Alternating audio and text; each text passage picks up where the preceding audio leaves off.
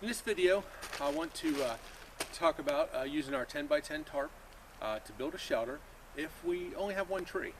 Now, I know there's a lot of trees out in the forest, but a lot of times you have a hard time finding two of them that are close enough together to put up your ridge line to hang up your tarp. So what do you do if you get in one of those situations where you can only find one tree? Because when you're sleeping under a tarp, you also need to look at the ground. You don't want to get it too rocky or a lot of roots coming up, things like that. So what we're going to do is take our 10 by 10 and we're going to use this tree here, and I'm going to hook up this to make a shelter. Now what you want to do is, this is square, so you don't really have to worry about which end you pick, but it should, being square, it should have an odd number of grommets in it.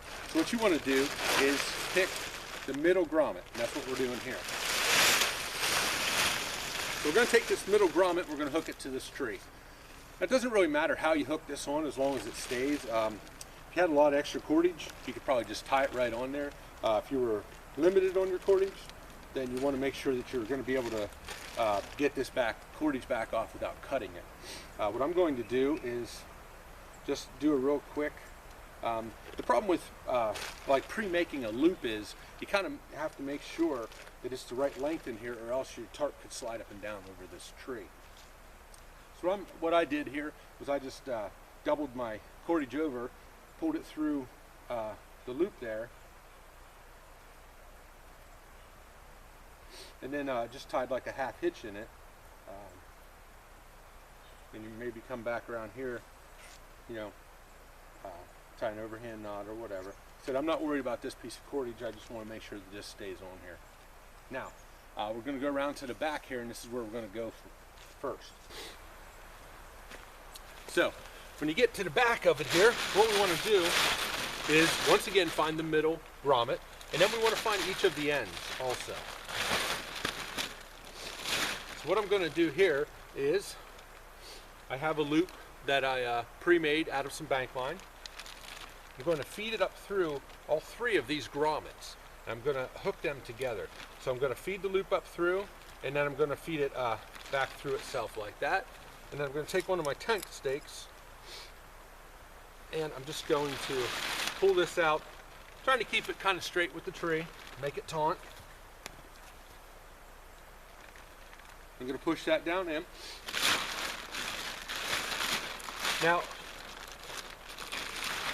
we're also going to hook out the sides here too. What I'm going to do, since my tent stakes already have the loop on them, I'm just going to feed it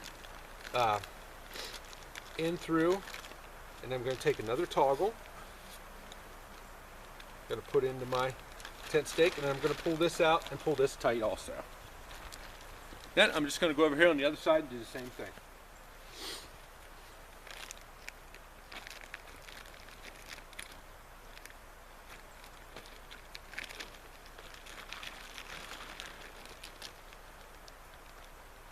Now I'm going to head back to the front.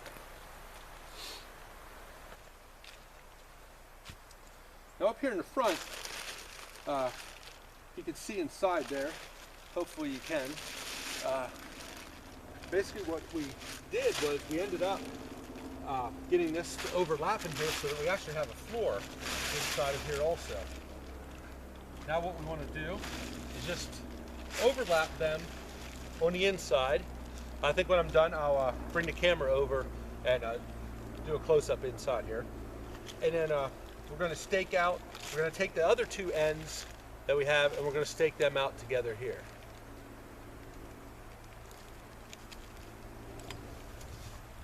And just going to put another toggle in there, pull this down, and stake this out. Now once I get in here, I can take these other two and I can hook these together if I want, so I kind of even have a door in here. So basically, I have a floor, and if I hook these two together, then I have a door to cover up the front of it also. Then you can take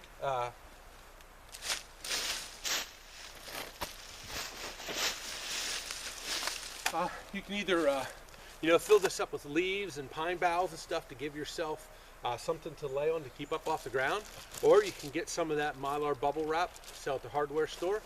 We can put that in there to give us that layer to keep us up off the ground.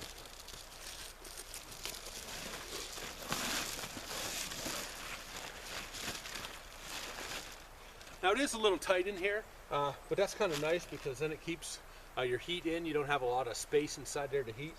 And even in the back, there's still some cracks and things, so you are going to get the fresh air flowing through. It's not like you're going to get trapped in there with no air getting into you. So once we have that down, then you can either use your sleeping bag, or if you have a large size wool blanket, or even 2 of these smaller ones, carry those with you. You can use that. Like I said, we can close this door up if we want at night when we go to sleep.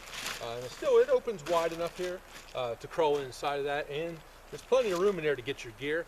Like I said, I'll grab the camera here, show you the inside. Okay, so there you go. 10 by 10 tarp, only 1 tree. It really didn't take us that long to set this shelter up either. And we get a floor and a door to close up the front. This is especially useful if we're not going to have a fire and it's just us sleeping in there. So, okay, I'm going to grab the camera here. Let's just show you the inside quick.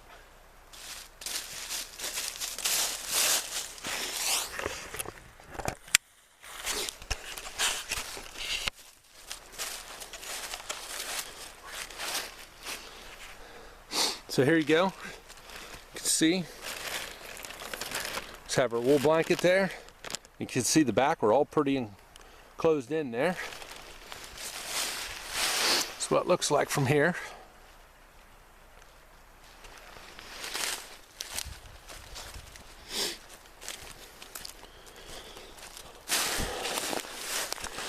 Here we are in the back. If we keep that pulled down tight, then not a lot of air is going to get through there.